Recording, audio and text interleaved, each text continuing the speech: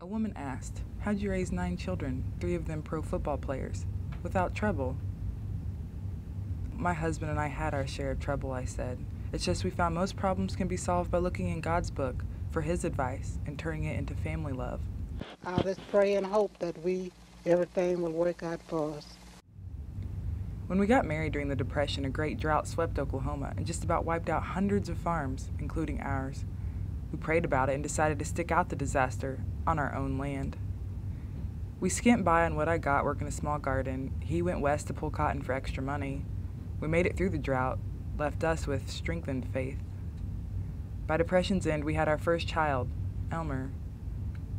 Eventually, our tiny farmhouse bulged with children, 6 boys, 3 girls. We overcame a lot through plain, hard work. The boys pushed the harrow behind the horse. The girls worked the garden. In high school, the boys worked as janitors before and after school. The girls clerked in town. But some obstacles couldn't be solved by hard work alone.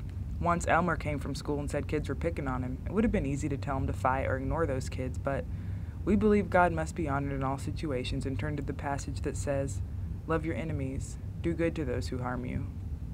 Once when the kids brought home unsatisfactory report cards, we held what became our after-supper event, the family council.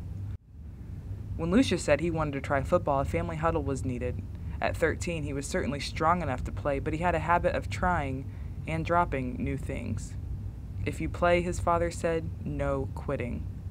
Lucius agreed, but after day 1 changed his mind. Diving for a fumbled ball, he missed, landing on his face. His teammates teased him so much, he announced he quit. "No, you're not," I said. "You gave the family your word." Football became a key part of Lucius's life and the lives of his young brothers, Dewey and Leroy. Their father always said, "Don't play halfway." All 3 became All-Americans at Oklahoma University. One summer, Leroy complained of chest pain and was taken to a hospital for testing. "Mrs. Selmon," the doctor said, "it's an inflammation of the sac around the heart." He looked at me and smiled. "Don't worry, I'll be all right." I couldn't hold back my tears. "Mom," he said, "remember what you say. God is able." A week later, the hospital released him. 2 weeks passed, and he joined his brothers in Oklahoma's starting lineup. I was thrilled at that, but my biggest thrill came in the hospital room when Leroy assured me he had faith. We received so much from our children. Wonderful grandchildren, a color television, our first car, even a trip to Florida to see Dewey and Leroy play pro football. For those expressions of love, we're eternally grateful.